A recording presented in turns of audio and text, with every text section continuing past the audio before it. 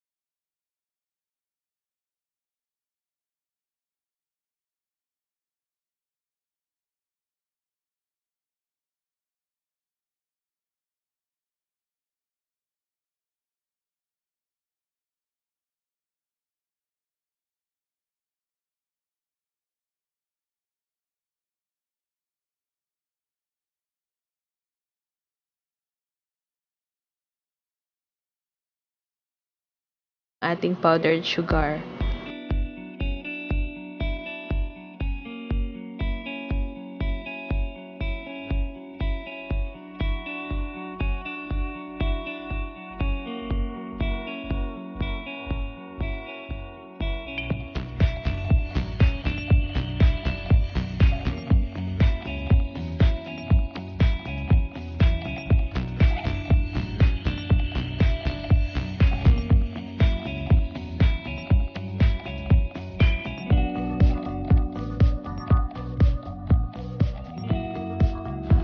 So, ayan, ito na yung ating pang-last ng powdered sugar. So, kailangan nating i-beat siya continually hanggang sa mawala na yung texture ng ating powdered sugar. So, pag tinikman mo yung butter icing mo, is hindi mo mafe-feel na may mga granules pa.